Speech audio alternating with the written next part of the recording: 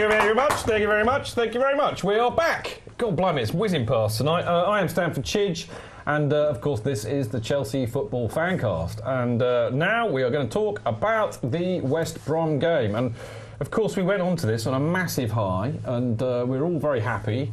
And sadly, it turned out to be rather disappointing. But we are going to have a quick look at Uncle Ross's ratings before we get into the meat and tea veg of this. So let's have a look to see what the great man had to say. Right, he has given Czech 6. Mikel looks a bit funny. What's happened to Mikel? He slimmed down a bit. What happened to Mikel, Greg? It's just Ramirez. Weird. I'm loving that. There we go. So anyway, Czech got 6. Ivanovic got 7. Cahill got 8. Louise got 6. Azpilicueta got 6. Mikel... It was Ramirez that played, I think. Yeah, Mikel was on the bench. Mikel was on the bench, so it was actually Ramirez. OK. Right, so Ramirez... It was, in fact, Ramirez. He got 6. Matic... He can't edit this now. No, I know. We're just getting our own back, Greg. We'll just call you Mikel. We'll just call you Mikel. Ripper Grimes. We'll just call you Mikel. Right, Matic 7, Willian got 8, Oscar 6, Hazard 6, Eto'o 7, or in fact 007 there. And then Torres got 7, and Mikel, the real Mikel, got 6, and Salah got nothing because he wasn't on long enough. Real Mikel. The real Mikel, stand up. Have you seen Wolves Royston's song? No. It is hilarious. It's meant to be bad. I hope it's meant to be bad. It's to the tune of Cosnai Joe. It's something about he's our Nigerian super eagle. Where do you come from? Where did you go? Where do you come from, John Obi Mikel? Oh my God, that is mental. That is mental. All right, okay. Well, I mean, what do we think about that broadly? I mean, you know, Cahill was his man of the match. This is what I was saying earlier on, actually, when we were doing man of the match. I thought Cahill had... You know, we've derided Ross a lot this season for being too negative. But I think he's got it spot on this week. Through this week, I think he's been far too positive on everyone, really. Well, I don't know. I mean, again, you know, for 60 minutes they had control of the game. They looked fine, absolutely fine. He took Eto'o off, and then, you know, West Brom for some reason decided to step it up and have a go. The defence got rattled, and I mean that, you know, like I said, that, you know, that. I mean, actually, Jose sums it up better than I can. West Brom had a reaction, and we were playing too deep. Our attacking players stopped playing, giving West Brom confidence, and you know that goal was coming. But they threatened for most of the game. They put 2 really, really quick people up front, and they were running the channels all the way through the game. And then they stuck a focal point in between them when they were pushing for it, and we couldn't cope with it. I really didn't like that Bifuma player. He really got up my jacksie. Thierry with the big hair. Yeah, because he looked like a spit. No, that's probably wrong to say that because it would be misinterpreted. He looked like a bit part actor in Mad Max Beyond Thunderdome. He looked like Ed the Duck. Or Ed the Duck, in fact. There Another we go. one for the teenagers. Another one for the teenagers. But I don't know why, but he was getting in everybody's face a bit too, kicking people for fun. In fact, actually, West Brom spent most of the match kicking our players. This seems to be the new tactic against Chelsea. One thing Jose said after the game that was very appropriate, and it just summed up the game completely, and it was there was one team for 60 minutes, the game was pulled for 10 minutes, then there was one team for 20 minutes. Yeah, he's spot on, actually. Spot on. Yeah, for me, what I found truly worrying was the complete lack of composure in the last, probably they the last 20 minutes. They did panic. And it all started first with Louise stupidly getting the wrong side of someone because he was too close, pulling them down, getting booked. Then Ivanovic thinking there was a throw and was too busy squaring up to the lines, and when he had a man unmarked on the opposite end of the pitch who should have equalised then. And we never ever recovered from that. Then Cahill went down injured, and Czech tried to kick it off the pitch and didn't kick it far enough, so they carried on. It was a comedy of errors, really, wasn't it? I mean, it went on over a few minutes, but you could just tell there they totally lost concentration, totally lost composure, and they weren't going to... Before you do your... I know you're going to have a go about Louise, which is absolutely fine, but before you do that, it's interesting. I just want to pick this up with Dan, because Dan, as we know, spends his time in the presses, and I think it's really interesting. All the stuff we were talking about earlier about Mourinho, you know, with his mind games and what he says, does he ever quite mean it? He says it for effect. But actually, if you look what he said after nearly every game this season, he's been completely honest, in my opinion. I can't remember one game, because I remember in the past, I mean, the classic one where we lost to Barcelona, the best team lost, you know, all that kind of thing. Quite often in the past, he would basically lie just for effect.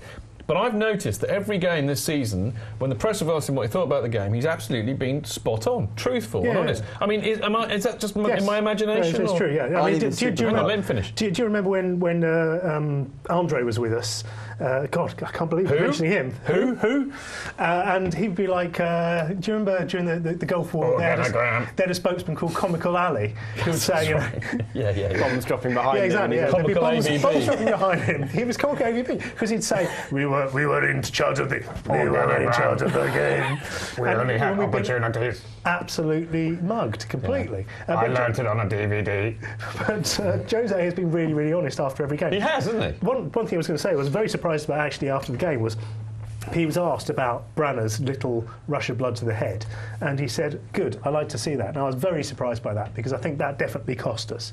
But he was saying, I like to see the passion. Maybe he was standing up for his player by saying that. He was a bit. To be fair. He was saying, I bet you he gave him an absolute rollicking when they were back. I hope he did. Czech gave him one on the pitch. Well, I mean, I have to be honest to say, obviously, because we all know that I'm very much like Jose Mourinho, but I also like to see that. I like to see my players getting angry. But I agree, it did, I think, cost us the game. What happened? Because I was watching on some dodgy stream, so it was like pointless even trying to figure out. He was getting upset about. I mean, I couldn't tell you which way it should have gone because it was right down the opposite corner to where we were, but he thought it should have been his throw-in. West Brom took it quickly. He didn't do it. He just stood there shouting at the linesman from about that.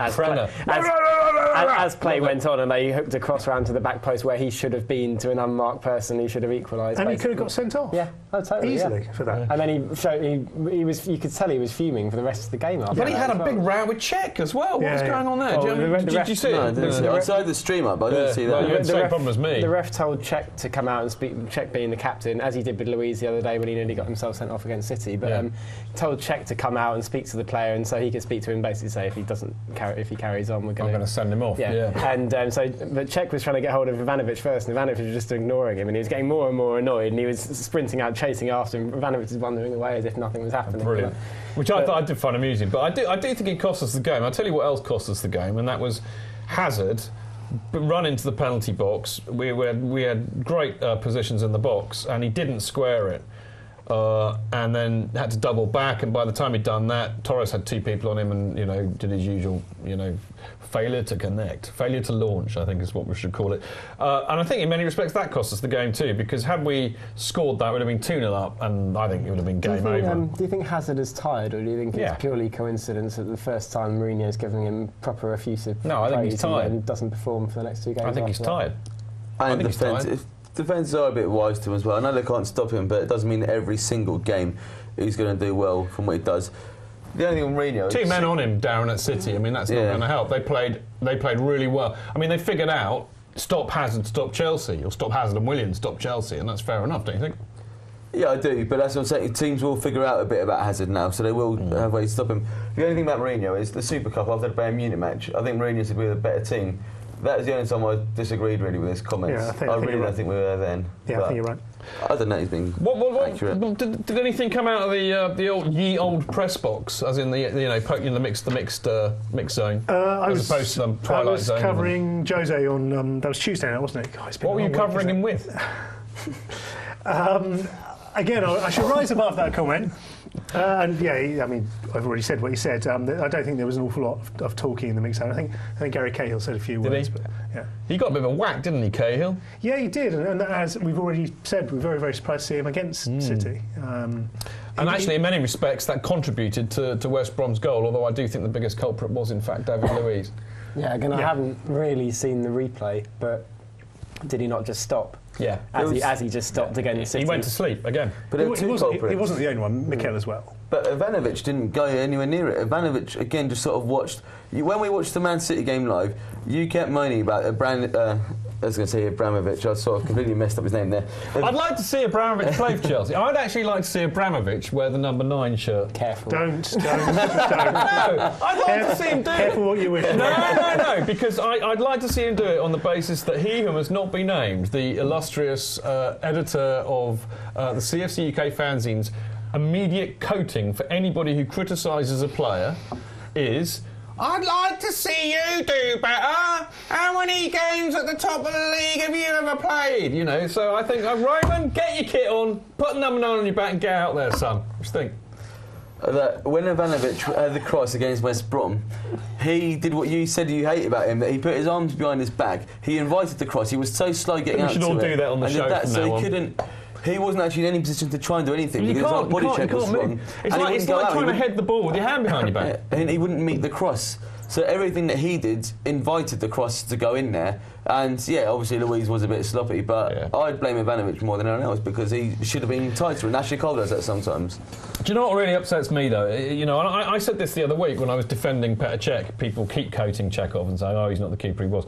And I said, "Look, he's great when you've got a stable defence in front of him, i.e., the same 4 guys that play in front of him every week, and one of them is JT." Because I think if Cech has a weakness as a goalkeeper, and you know, as in a weakness that he has always had, not one that's caused by getting hit on the bonce or whatever. I don't think he commands his box like like Darren is the commander of our box. If you see what I mean, Cech does not command his box, and he doesn't organise his defence. And he's not really. He's got away with it for his whole Chelsea career because he's had JT to do that for him. The minute JT's not playing, you just look at Chelsea's defence, and you just its indecision is final. I mean, it's panic. The worst was under Mourinho when you had Mikel and Essien as the centre backs, as the makeshift centre backs for a little bit, and Cech just. He can't do anything with them. He doesn't like to talk, and you can see the defenders. You can probably see it from Rio as well, Pablo. When the ball is going out, sometimes they turn back to Cech and say something to him. Terry's done it, Kale's done it, Evangel's done it. They say to him, he doesn't command his box. He doesn't tell them what's happening. You get very upset when people don't command their box. I don't mind Cech because he is a great shot stopper and everything else about his game is brilliant, but he could just be a bit more vocal and confident, telling the defenders. No, I agree. Can see it all. But you know what, Darren? It ain't going to happen because he's been playing at the top level for over 10 years. He's not going to learn now. More than anything else is the fact that really he hasn't needed to throughout most of his career. As I've said, and I am worry completely at the moment. I'm waking up in the middle of the night in cold sweat saying, what are we going to do when JT goes? Because, I mean, he looks like it, doesn't it? I mean, we look terrible when he's not in that defence. What about Cortez? What about Cortez? Does he command his box? Well, I don't know. You know what? We should talk. I think, actually, maybe next week. Greg, if you're listening, you are. That's the first. Okay. We don't have a game for part 4 next week. So I think what we might do is have a bit of a debate about what about Cortez? Because it's a year since that saying came out, and there's been lots of rumblings in the paper about whether he's going to come or not, so that'll be interesting. Now, last Wednesday, the day after the West Brom game, I was very, very honoured and privileged and lucky enough to be invited by the lovely John Darch, he of the Safe Standing campaign, down to Ashton Gate, which of course is Bristol City's ground. And I went along there, and who should I find there but Tim Rolls and Cliff Auger of the Chelsea Supporters Trust, and Chelsea fan Mark Allen. There's a lovely picture of us all together.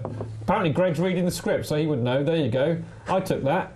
There you go. They are the first rail seats, safe-standing rail seats, to be installed at a football ground in this country. They've got about 30 of them there for demonstration purposes. In the long run, they hope to be able to get a stand fitted with it, but they've got to get around the regulations at the moment. But it was a very momentous day and a very, very important step. And as I said, they unveiled the first safe-standing rail seats to be introduced in the football ground. It's a small step, but it's a start, and there is, in fact, at the moment, a groundswell of opinion in favour of safe standing, and it seems to be gaining momentum, which is brilliant. Now, there is a video of all of this as to what happened on the day, which I would like to show you, because it's also got me letting the side down. That's all I'm going to say. If you can spot what I did to let the side down, I'll think about a prize I can give you. But have a look at this.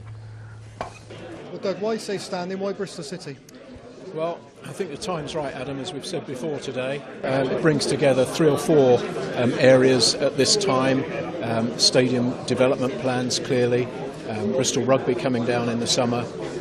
A groundswell of opinion from the supporter base that they want safe standing. And, of course, the Football League supporting the 70% clubs that want to see standing. So the time is right. And why now? Well, we just said why now.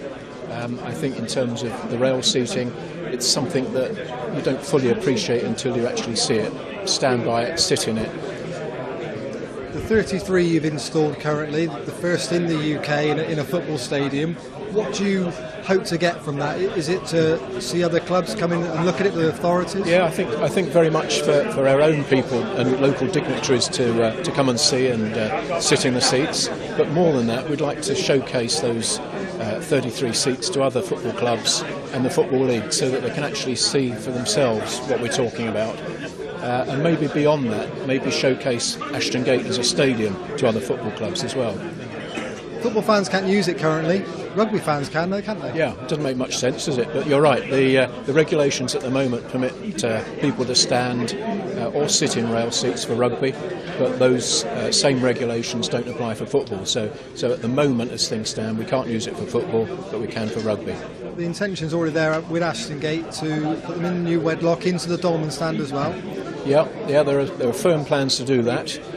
We've got time for the regulations to be amended in order to be able to do that, because of course if you think about it, the demolition of the wedlock stand, the build of the new one, all the infrastructure that goes with it, the function rooms and so on, will take time, and then the final part of the jigsaw is the final dressing, if you like, with the seats. So we've probably got another year or so before that decision has to be taken. It's a brave step from the club to put your head above the parapet and go with this, because it is controversial in some places. It is, particularly with what's going on with Hillsborough and the 25-year anniversary coming up. And it was for that reason, really, that we invited Margaret Aspinall down to Ashton Gate for a preview of the seats ahead of today, so that she could actually see and understand what we were proposing. She's not going to change her mind, and we understand and accept that. And if we were in her position, we probably wouldn't change our mind on standing at football stadia either. But at least she said she was pleased to have the opportunity to come down and welcomed the opportunity to look at what we were doing. What about the reception to it today from the people who've come from other clubs, from the media, and the reaction from fans far and wide? Yeah, I think it's done Bristol City power of good, to be honest. I think we're certainly in the forefront of media attention over the last day or so, and the large majority of people that are here today have all congratulated the football club on this initiative. Marvellous stuff. As I said, thank you very much, John Dodge, for inviting me down. I really very, very much enjoyed that. And I do believe, Chadder, you have a very observant person who has noticed how I let the side down in that video. Yeah, Clive O'Connell was tweeted in and has noticed that you had your Chelsea scarf upside down, but at least it wasn't a half and half scarf. And also, especially for Clive, I was not wearing red trousers. Very, very important. Do not wear red trousers. Remember, you are Chelsea and you are style, apart from when you're looking like a bit of a knob with your woolly hat on and with your scarf upside down. But we were facing 100-mile-an-hour winds at the time, so I think I deserve a little bit of latitude there. But there you go. Are you allowed to be a knob? Well, I just have been, so there you go. Did the wind twist the scarf As long as it's not polished, it's fine. What? Did the wind twist the scarf upside down? That's my excuse. I couldn't believe what an idiot I'd been, actually. I let the side down terribly, but never mind. But it's really important, it's great. And on that note, this week we'll see the launch of a safe standing survey by Chelsea supporters. Now, when I say that, I mean we've all got together, we're doing it, and all sorts of other fanzines, podcasts, websites, blogs, the CSGs. Stuff, yeah, Chelsea Supporters Group, Chelsea Supporters Club, I believe, and the Chelsea Supporters Trust, obviously. We're all kind of combining together. We produced a survey, and we need you to look on our website, chelseafancast.com, when it's up, and you can fill it in. And then we will take it to the club and hopefully get our voices heard there. But if you want atmosphere to return to football, then, my friends, safe standing is the best way to make this happen. So fill that survey in. It's important. So what do you think of that, boys? Can I just say something about safe standing I picked up yesterday, actually? And it's the expectation really is at the moment that when it comes down to it, it's going to be in the Premier League 18 clubs v 2 who are vehemently against it. And one of those two is doing it out of a sense of duty to some near neighbours. You can probably work out the rest of that.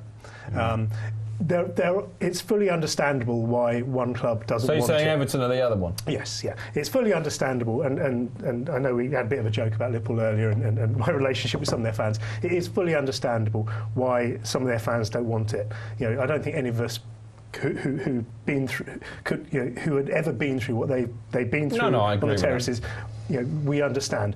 But I think the message needs to be communicated to them that this is not dangerous, this is safe. So in fact, and the point that John Leach, the MP, the MP who's the Liberal Democrat spokesman for culture, media and sport, which it comes under his remit, if you see what I mean, he articulated the point brilliantly that actually, what we don't have now, we don't have safe seating now because everybody stands, and that's far more dangerous than bringing in rail seats. I've got enough scars on my chin. Yeah, we all have. Very quick, because we're over time. As John Dartjoy says, it's not bring back terracing, it's introducing safe standing. So it is different to what happened 25 years ago. We're going to go, Darren, but that's a good point. We'll be back after the break, and we'll hopefully be speaking to Amanda Jacks and also answering your questions on You're on CFFC.